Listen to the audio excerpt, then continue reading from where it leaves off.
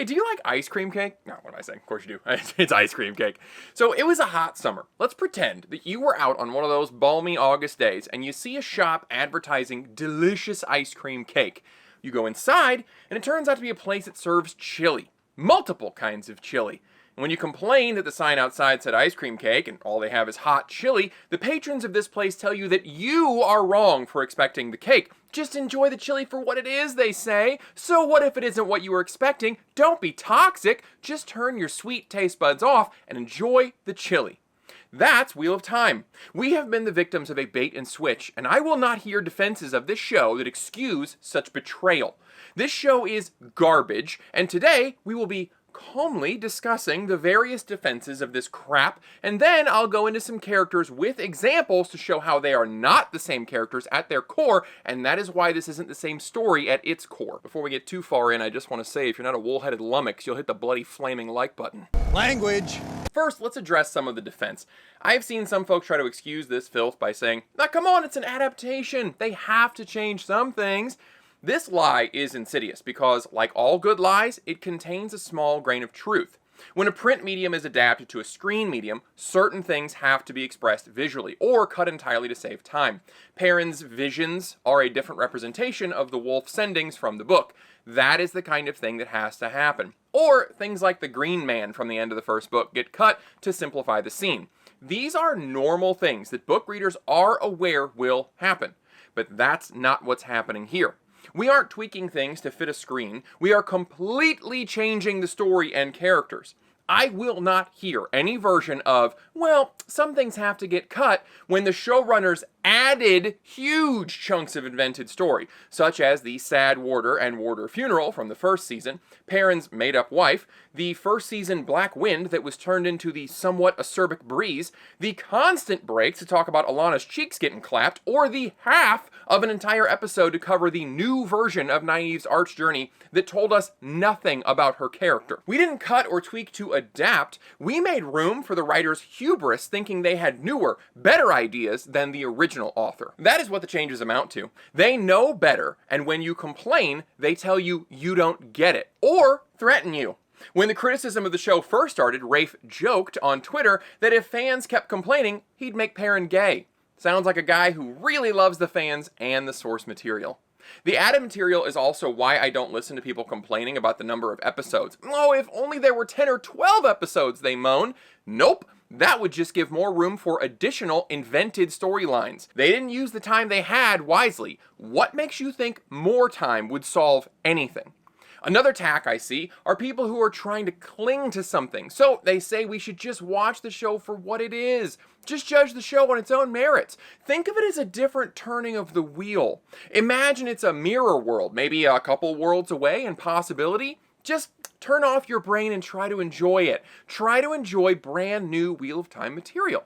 Now look, I'm not angry with these people. I understand their desperation to enjoy something they wanted to enjoy so very badly. I pre-ordered Final Fantasy 15 and Borderlands 3, played them on launch day. I know what it is to will yourself to enjoy a subpar thing. Here is famous booktuber Daniel Green describing how he was able to enjoy the show. I'm starting to enjoy season 2 of Wheel of Time, and I think that's largely due to the fact that I feel like I've successfully just turned off the part of my brain that is expecting this to be a retelling of Robert Jordan's story, and I'm taking it like one of those movies that's based on true events, but it's based on the Wheel of Time. You were watching a show based on a book series you love, and you weren't able to enjoy the show until you stopped thinking about the books. The books the show is based on. No. Is that enough? Should I keep going? You'll also see a lot of people saying this season was better than season 1. If that's the best compliment you can give, that's quite telling. But all these excuses, and that's exactly what they are, contain a tacit admission that the show is indeed terrible. If you have to turn your brain off, or not think too hard, or imagine that it's some alternate version of book reality in order to enjoy it, then it's obvious the show is just junk. It's a bad adaptation, and I will only be watching the show through the lens of the books because that's how it was sold. I will not be hearing anyone say that I shouldn't expect the show to stick closely to the books. That's just stupid. The show is called Wheel of Time, like the books. The characters share names, the places share names, the events are vaguely in a rough approximation of the events of the books. This is an adaptation, and I will not be judging the show on its own merits because it doesn't have its own merits. The only reason I'm talking about this show, the only reason you're watching me talk about this show, is because of the book series. The show is riding on that name recognition. Please, I want one of you to honestly tell me you would be paying any attention to this show if it was just a random Amazon original fantasy series called something like Her War Against the Dark One, or whatever. It would fade into obscurity like the Chris Evans classic Ghosted. You cannot tell me you'd still be watching 2 seasons in if this didn't have any connection to one of the most famous fantasy book series. This isn't a new turning of the wheel. This isn't a new story based on the Wheel of Time. This is an adaptation, plain and simple. The showrunners didn't advertise it any other way, so why would we make excuses for them that they aren't making for themselves? I will judge it by the standards of the books, and it fails those standards horribly. You know, if Rafe wanted to tell a feminist story, well, first of all, he could have just told the actual Wheel of Time. That was easy. But if he really did want to tell, like, his fourth wave feminist fantasy, and he genuinely believed that his own writing could stand up on its own without the name recognition of Robert Jordan, it can't, then he would have been better served finishing Melanie Rahn's Exiles series. But that would have required work and talent, and Rafe wanted to play on game journalist difficulty mode. You know, the most damning critique of this show came from the author who finished the series. Brandon Sanderson was picked to wrap up the series when original author Robert Jordan knew he was dying. No one on Earth, save perhaps Mr. Jordan's widow, knows more about this story and its themes and characters than Sanderson. During a live reaction to the season 2 finale, Sanderson stated repeatedly that he tried to get the showrunners to change things, but they wouldn't. He described the show as caring more about cool-looking scenes than character arcs or stories. But one of the things I keep arguing for is, what are the arcs? What is the theme? And arc and theme seems to fall by the wayside for cool scenes quite a bit. Shit! How can you dunk on this crap harder than that? That is a flawless fatality right there. That is an injury beyond healing. But if you remember that Rafe got his start in the business as a contestant on Survivor, it begins to make sense that he favors spectacle over character. So let's talk about some characters, and while we're at it, we'll be covering some of the inefficient writing and broken story along the way. While we're going through these characters, keep in mind, the issue isn't simply that changes have happened and change automatically equals bad. It's that the changes result in different characters, or the events are out of order or missing entirely, which has effects on the story. Some people have defended the changes or alterations, saying that, well, the same development can be achieved in other ways, to which I say, but they haven't. And also, at what point will we agree the changes make this an entirely different story?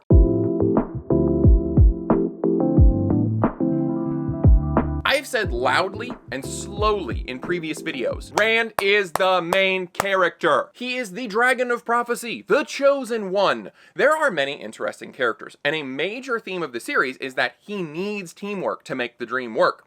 But he is the ultimate hero of the story, and he's barely to be found in the show. None of the men are, really. This has become the girl show, and not even Tracy Morgan can save it. But Rand's scarcity isn't the only issue. His lack of character development is. In the first season, Rand's main goal was to admit multiple times that he doesn't own Egwene. He has to let her live her own life. He can't be selfish. He has to let her study at the tower. They have the same argument and outcome at least 3 times in the first season, and that season ends with Rand gaining the power to beat the bad guy by realizing that he doesn't own Egwene and he can't force her to be with him because that isn't what she truly wants. That is genuinely how he finds the power to fight evil. We wasted so much time in season 1 reiterating that Rand doesn't own Egwene. So we don't have much of a character or leader, and we are missing the scenes that develop that leader, with Huron and Loyal in the mirror world. Amazon has decided to diverge from the books in a very drastic way by having Rand leave the, I'm not sure if that's the eye of the world. He left the unnamed place in the Blight where you can't touch anything, but you can take a nap on the ground. This affected the story, somewhat. But Sean, Amy, how would you describe the story now? If you know a white man around 40 that plays the guitar, 93% chance it's because of that music video. That's my generation's jukebox hero. Rand is supposed to return to Shinar after the events of the Eye of the World and remain there, indecisive. He trains with Lan during this time, so it makes sense that he can use the blade. Instead, we have a short scene of him taking care of an old blade master with dementia, and we are supposed to believe he learned sword skills in the hallway of an asylum?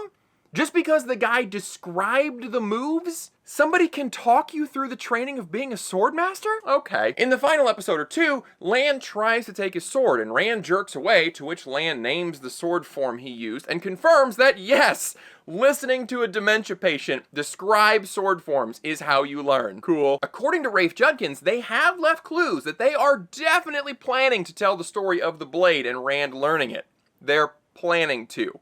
They have strong intentions to, in the future, develop the character who is the center of the prophecy about the end of the world. Sometime in season 3, maybe. Rand didn't learn the power or the sword, so his Indiana Jones moment in the final episode didn't make any sense. But facing a Blade Master, as in the books, also wouldn't make sense. It was supposed to be a cool moment, but carried no weight. But we are also missing Rand being in the hunt for the horn and the development he has at that time. Rand isn't really hunting for the Horn of Valir, he's hunting the dagger, so one of his best friends doesn't die. We see that he is loyal to Mat and Parin, and even though he knows he will have to leave them before he goes crazy, he wants to spend this final ride with the boys and keep Mat alive. Oh, that reminds me, he doesn't really have any reason to fear his own power and want to run away from everyone, since the battle with the Trollocs was won by a group of women, because the showrunners have a weird feminist bent, even though the book series already did that for them, and better. They don't seem to get or care why things happen in the story, or who does them, so they feel like people and places are interchangeable. So who cares who defeats the Trollocs as long as they are defeated? Well, since Rand did not do it, he never saw the awesome power of the true source, which rightly scared the hell out of him. Anyway, he isn't with the hunting party, and Huron the Sniffer doesn't exist in this version, and since the characters are interchangeable, Parin and Elias will be handling the events that should go to Huron and Rand. Why not? In the real story, the hunting party comes upon a portal stone, which we find are scattered across the world and used to allow ancient Aes Sedai to travel from stone to stone, or even to mirror worlds where various possibilities of reality play out. Rand camps next to it with Huron and Loial, and in his sleep, accidentally transports them to such a world where the Trolloc armies won and everything is desolate. He rescues a beautiful woman named Seline there and has a very important development in regards to leadership. At this point in the story, Rand is convinced that he is a channeler, but isn't ready to accept the mantle of the chosen Lord Dragon, hero of all, and the responsibility that comes with that position. However, in the mirror world, he is presented with 2 leadership options and pretty low stakes. Before they meet Seline, they are lost, and Huron is convinced that Rand is actually a lord in disguise.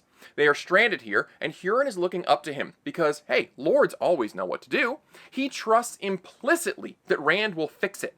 This is Rand's first taste of leadership, of another person knowing with their whole being that he has the power to make things right and is relying on him to do so.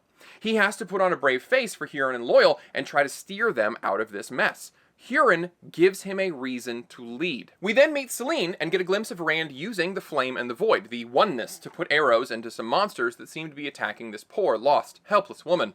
Again, since Rand has not gotten any screen time and isn't allowed to be good at anything, lest it somehow dull the gilded shine of the female characters, we haven't seen this Void in action, so we don't have any clue how Rand will eventually control his power and his emotions.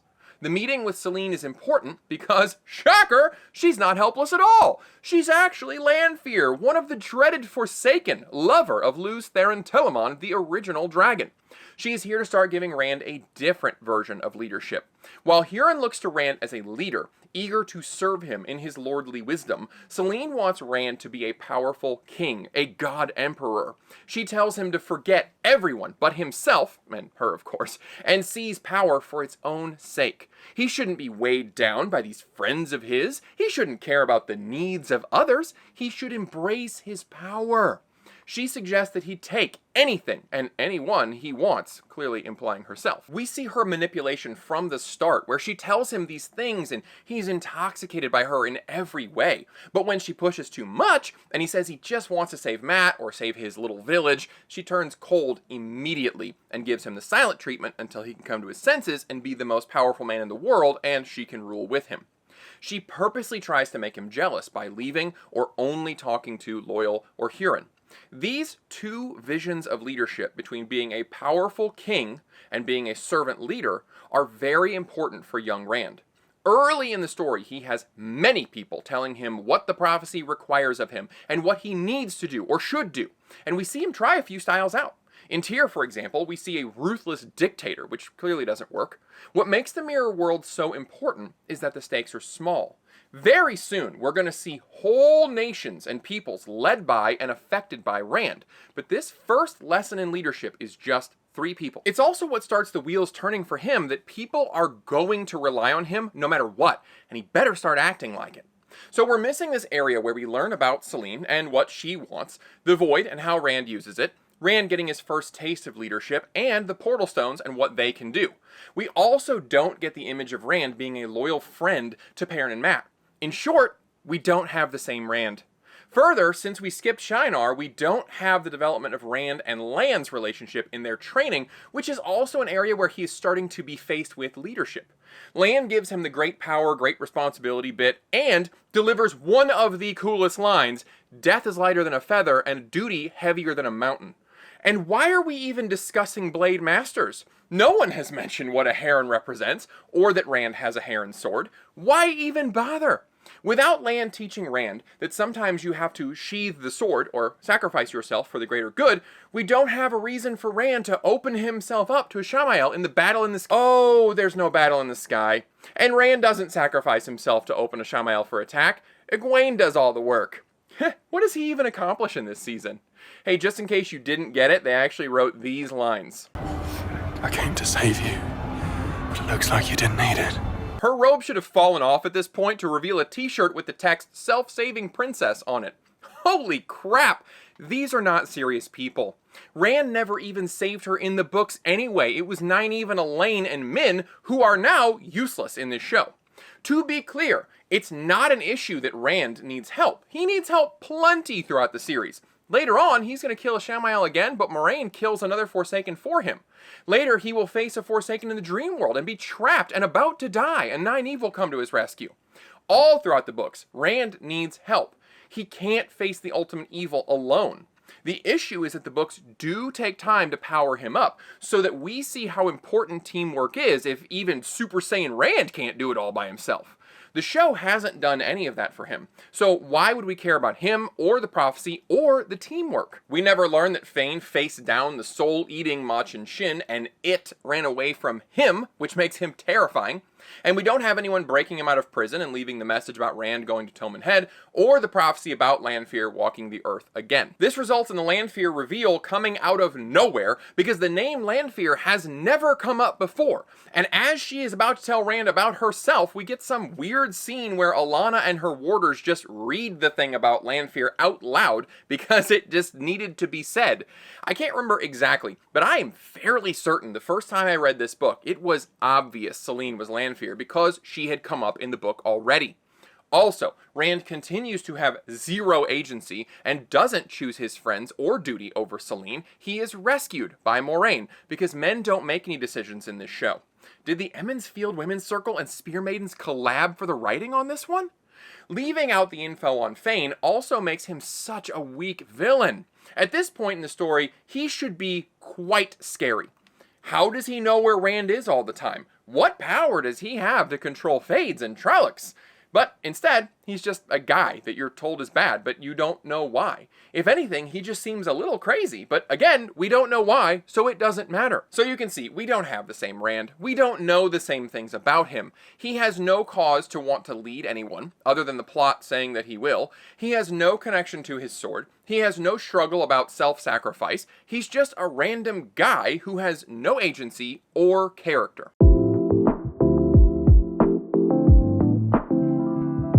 Speaking Speaking of Landfear, she is not to be found in this show. Oh sure, there's a character named Seline, but she isn't the same character in any way. I think the writers don't understand the phrase lust for power, so that's why the woman in the show is just a landlady who has a choking kink and probably a whole slew of BDSM stuff.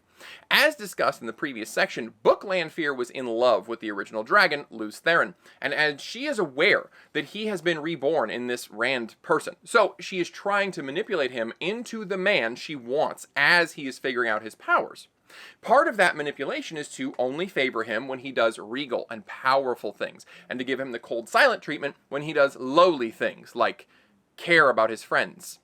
Given that she is actively trying to mold Rand and will not tolerate anything in him less than an emperor, it makes no sense that she would be an apartment owner in the filthy Foregate, sleeping with Rand nightly and watching him slowly work his way up in the employee ranks at an asylum so he can try to get some advice. When we first meet her in the show, they seem quite comfortable together. We know 5 months have passed since the first season ended. Are we to believe that this power-hungry temptress would bide her time for months as a dirty Foregate denizen, watching her beloved Rand flail around, trying to stumble upon some direction? No! This is not the same character. When she does appear to him in the books, she's pushing him, molding him. After her reveal, she openly appears to him at times, berating him for not decimating his enemies. She would not be sleeping with him at this point either. She would be using her sexuality to entice him to be great. She wouldn't be giving him the carrot, she'd be dangling it near his stick.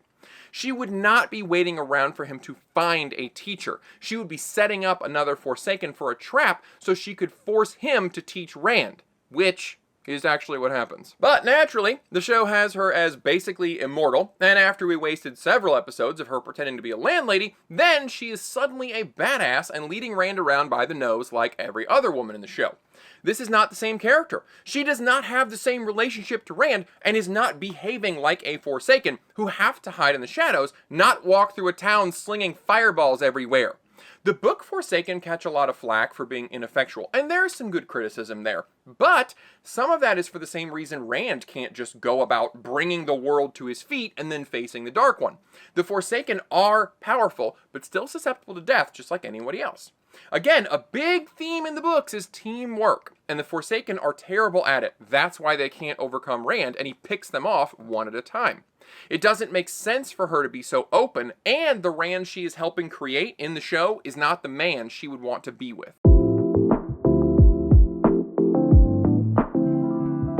Now, Parin has been done the dirtiest. Even Brandon Sanderson agrees. Poor Parin got off on the wrong foot immediately when he had a wife. Episode 1 of Season 1 really didn't waste any time letting us know that this adaptation was a farce, did it? He accidentally kills his made-up wife, and this was supposed to be a shortcut to show why he hates his axe, the defining physical feature of his character for several books. Parin has a constant internal struggle, and the axe is one big representation of that struggle.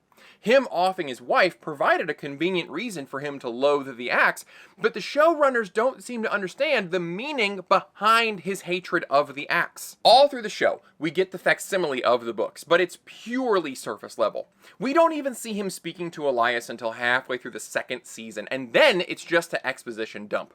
The reason Parin really hates the axe is because it represents his inner capacity for violence, which came out when he murdered 2 White Cloaks when he and Egwene were separated from the group way back in Season 1. He doesn't even remember doing it. He just blacked out and quite literally went beast mode.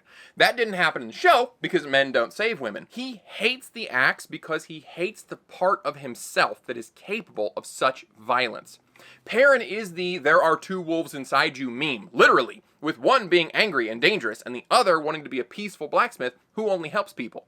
So his dead wife was one of those changes that sort of achieved a similar goal with the axe, but only on a surface level, and now it's falling apart. The showrunners really seem to understand Parin the least of all the characters, which is odd because his arc is very straightforward. He's a man struggling with duality. The whole Wolf Brother thing is a pretty opaque metaphor for a man fighting his inner animalistic tendencies.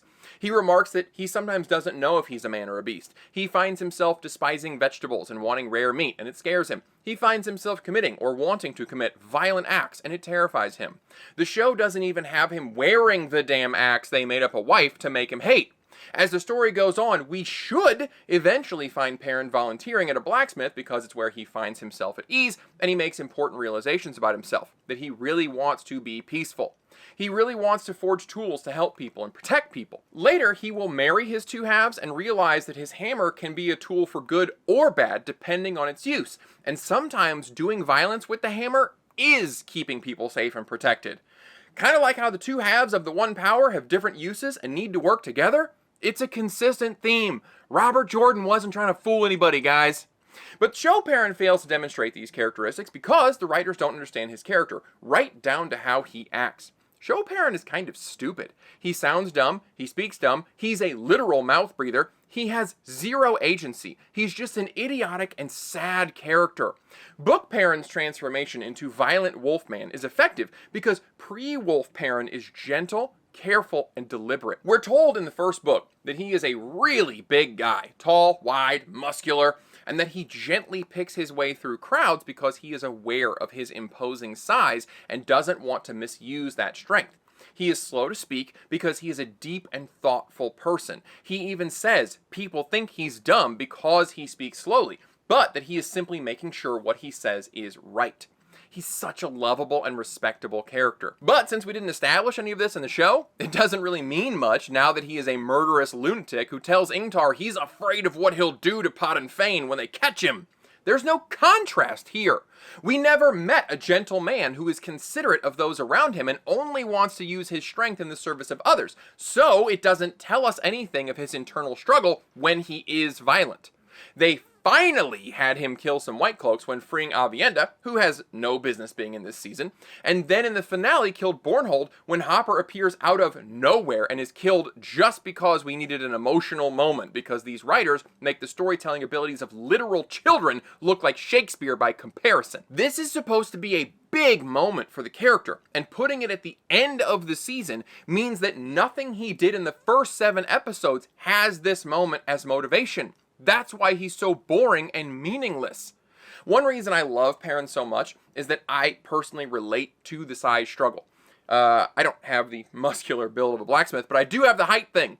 I find myself stooping to talk to or listen to other people, and I have to literally look down a lot so I don't run into short people or children. I have to be mindful of how I stand so I don't accidentally Lyndon Johnson people when I'm talking to them, but I also can't squat and be patronizing and talk to them like children. I don't get the rest of Parin, though. I don't have an inner appetite for violence that I'm barely restraining. Just an appetite for cheeseburgers. Man, I really love cheeseburgers. And fries with mayonnaise. If you've never tried fries with mayonnaise, you are missing out. Anyway, we now have a character with no internal struggle, who simply says things out loud when the story needs to move forward. He has no reason to hate Fain, no reason to think Fain could overpower a monstrous and fearsome Fade, no reason to detest his acts, no draw toward peace, and no real personality that would contrast with any of his actions or words. He's just dumb and sad and apparently pining for Egwene, which is another of those story additions that made no sense. That's the kind of inefficient and poor writing I'm talking about. They needed the gang to fight and split up in season 1, so they threw in a love triangle that had no setup, wasted several minutes on it, and then never brought it up again. Parin is just a plot device that the writers use when they want to have a line said or throw member berries at you.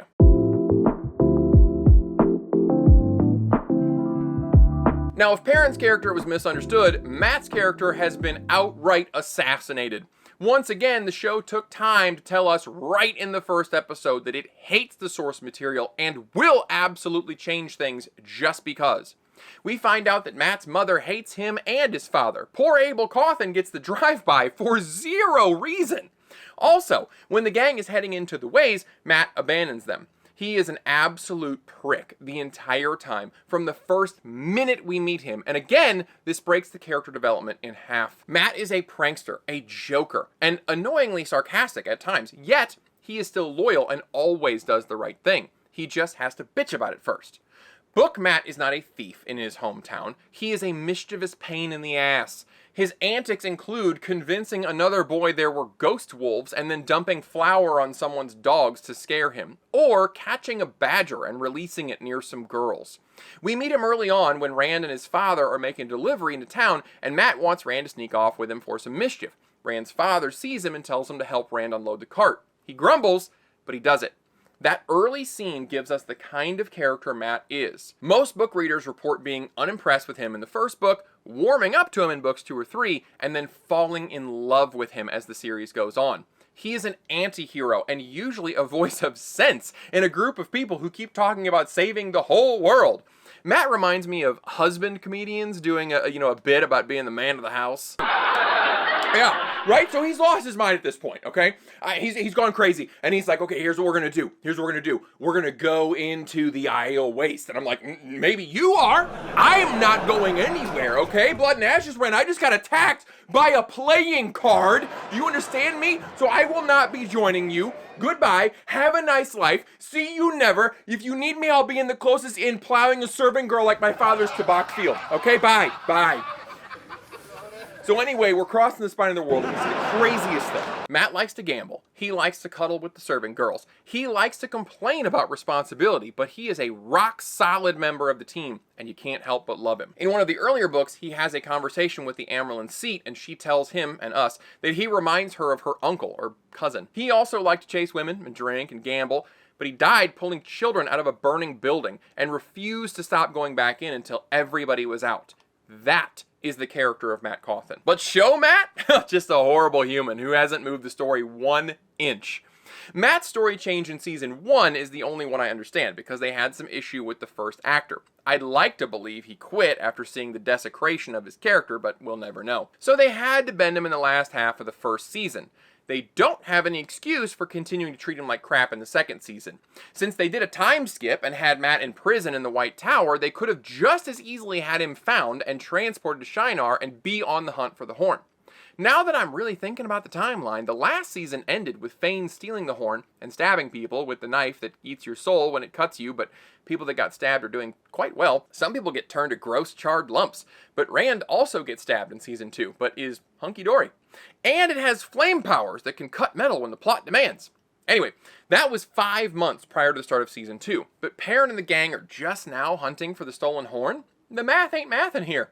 This is the kind of stuff that happens when you don't think the entire story through and you make random changes because you feel like it or because you're dying to emphasize certain characters over others. This is what happens when you don't think about the timeline of events or about travel time. We saw this exact issue with Rings of Power, where characters would cross great distances in a day because the story needed them to. Epic fantasy writers keep these distances in mind and write with them. Hack writers don't care what locations are where, they just have the characters show up when and where they're needed. They will have a character randomly get kidnapped and wake up to another character saying, "Welcome to Fall." Matt, Rand, and Parin are supposed to be shaping the world around them. They are Ta'veren, special people who warp the pattern around themselves.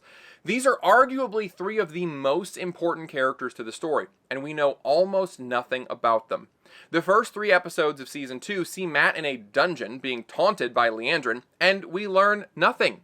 Minutes and minutes of screen time and dialogue that go absolutely nowhere. Once he's finally released, we have Liandrin reinforcing that Matt is human trash, and then he goes to talk to Egwene but turns tail and runs away, further confirming that this isn't our lovable anti-hero Matt, but just an average piece of crap, selfish person.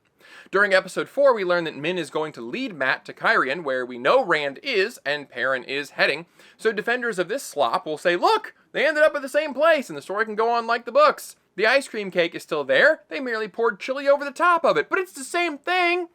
Yeah, having people with the same names eventually end up in the same place totally makes this the same story.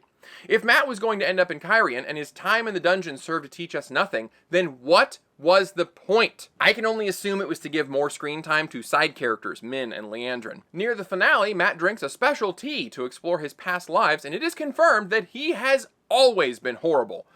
Cool, really making me love this character. He then ties the knife to a stick, so book readers get the member berries of his Ashandarai weapon. We also get another glimpse of the blocking issues the show has. He blows the horn of Valir, but after he runs to a roof for reasons, and he's confronted by a whole battalion of guards who are standing still in formation for reasons.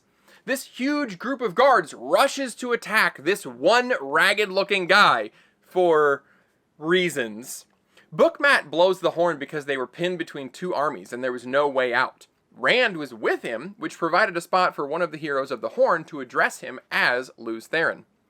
When are we going to admit this is a failed adaptation? When will we admit this is a totally different story with terrible pacing and blocking, where things happen just because the writers can't figure out how to get themselves out of the plot holes they dug?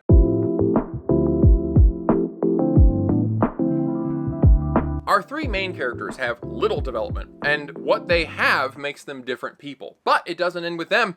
We are bringing Logain forward for some reason. He does feature in later books, but in the early parts he is more talked about than seen. The issue with bringing him forward and giving him any character is that it wastes time and undercuts the story. Namely, it makes the Reds seem less evil, which seems to be a theme in this show. Villains aren't villains anymore. Morality is relative. Maybe Liandrin is just sad because her son is old and dying. Maybe Trollocs aren't evil, twisted nightmares. Maybe they're just hungry. Maybe slavery isn't horrific if the slaves are really cool and powerful. Logain still being wily and coherent undercuts the point of gentling, though.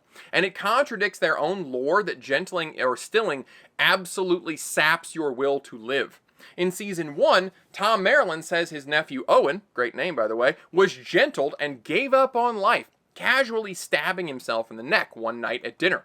But now, Logain is plotting and scheming to get wine from Rand, and he has been on to Rand's climb through the asylum ranks. The brief look at Logain from the books at this point in the story is a man who barely has the will to shuffle around and is under constant Aes Sedai watch lest he get rid of himself. Even the show gave us a scene where Logain attempts to rile the Aes Sedai so they will kill him. Since the story is broken apart, and they seem to want Logain to take the place of Asmodean, who will eventually train Rand, now they need Logain to be sane and alert, yet still get across the seriousness of being severed from the source. If that balancing act is even possible, it sure ain't working in this show. Logain seems to only exist in these seasons to amplify the women around him, or to have a reason for the warder funeral that took up over 10% of the first season. There is more than enough book material to fill this season. There is no need to bring Logain in early. Further, how did Rand know where to find him? It had to be a big secret because Moraine tells him she got him moved and the other sisters don't know where he is. How would she sneak a false dragon out of the tower? How would Rand find him but no one else? None of this really matters. They wanted him to be in Cairhien to train Rand, so here he is, and a couple of lines are supposed to wave it all away. This is what happens when you try to tinker with an established story and timeline. Once again, I ask, when can we stop pretending this is the same story? When can we denounce this for the failure that it already is? Are people so desperate for a book adaptation that they will continue to tolerate this absurdity? Have some self-respect, book lovers. Don't settle for this dreck.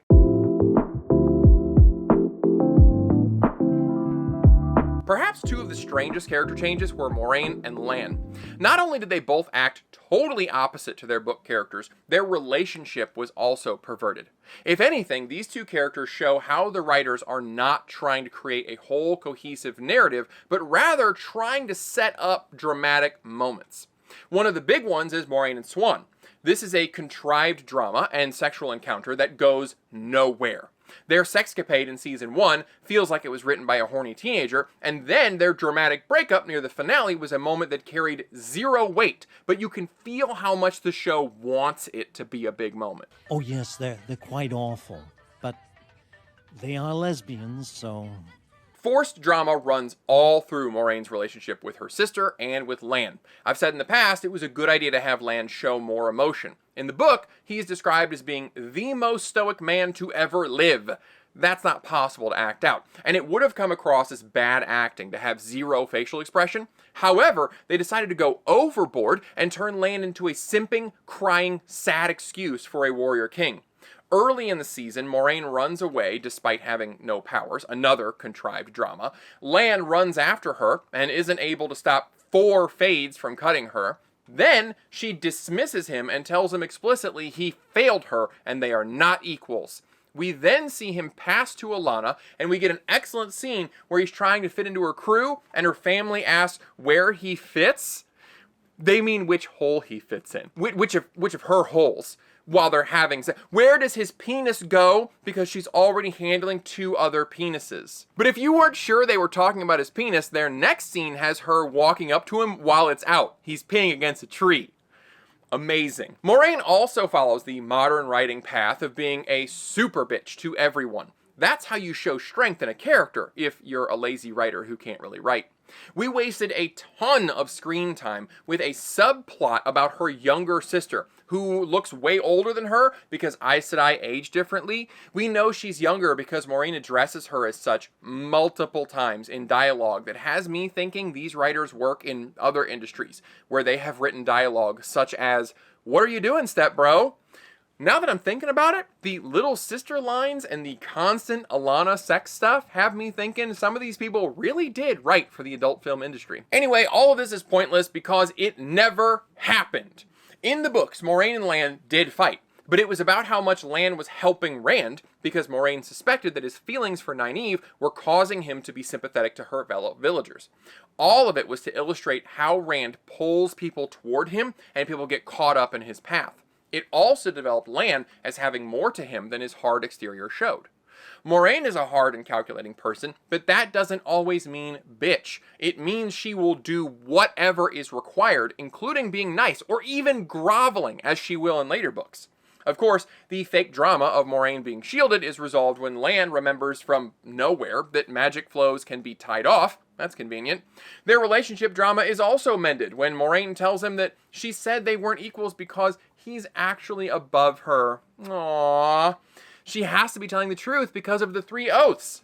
Then she breaks them when she starts blowing up a Shan-Chan ship unprovoked, but it was a sweet moment that was supposed to carry weight. But it didn't. The show seems to be using Rosamund Pike to get attention, and she is pulling a ton of weight. Kind of makes you wonder if she and Landfear will actually disappear in a couple of seasons, or if they'll write around that because girl power.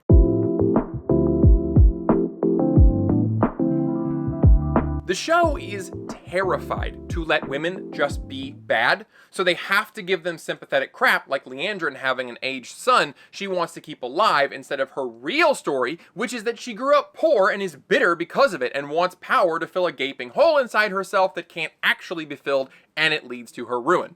Pretty typical bad guy stuff. If they wanted to show how the dark side can be seductive and lure people in different ways depending on their position, they could have, again, just told the story from the books.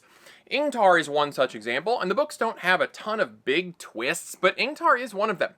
During the hunt for the horn, Ingtar is driving everyone on like a madman. He keeps saying he must find it. He's crazy with passion. You think he's maybe got a lust for power and wants to be the hero who recovers the horn, but it goes further than that. Since we didn't have the ambush in Shinar, we don't have the mystery of who let in the assassins. Turns out it was Ingtar. Fearless Ingtar, model soldier, role model for others, pure, spotless Ingtar was really a dark friend all along. His obsession with getting the horn back was that he finally saw how his actions were affecting the world, and he thought that if he could do one final thing right, it would absolve him. As in the show, he does die in Falm, but rather than a stupid, pointless death like the show, he allows the others to escape the city and holds off Shan-Chan's soldiers. He gives a very important explanation to Rand before he dies off-page, however. He describes how it started small. Little tasks that didn't seem too bad or evil. When the attack happened inside the keep, he let the assassin in, but he claims he didn't seem dangerous. He explains that he was seduced by the logic that he and his people sacrifice their lives every day on the border of the Blight, while people in the south don't even believe Trollocs and Myrddraal are real. He was manipulated into believing that his sacrifices were for nothing, and because he was bitter, started doing favors as a dark friend. His final speech is a really emotional moment in the book. The show just has him die on a street. That is the importance of his character. It shows the seduction of the dark side and the various ways it gets people, that no one's really safe. but that people can turn away from it even at the last minute. They tried to put that on Leandrin and then just killed her son anyway, so we got nothing. Once again, a bunch of screen time wasted to teach us nothing. Extra episodes can't fix inefficient writing. I think the only character that was actually done correctly was Egwene, because she is clearly Rafe's favorite character. Well, she was done right until the end when she murdered her captor instead of saying she wouldn't because she doesn't want to be on her level. Nah, it was cooler and stronger looking to have her murder Rena and then withstand an onslaught from a Shamael for a few minutes. Nynaeve seemed to be going along with her book character, but was set aside in the messy finale. Look, we could keep going character by character, but I feel like I've long since proved that this is a failed adaptation. The show is making a third season, which will likely take a year to get out. By then, I think even fans will be tired of pretending to like this. If I wasn't trying to make videos for a living, I wouldn't have finished the season. This video is out weeks after the final episode because I couldn't bring myself to watch them, even though it would be used to make a video. That's how bad and boring this show really is. Let me know what your thoughts are on the show and where you think Season 3 might be heading. I appreciate you watching, and I'll see you next time.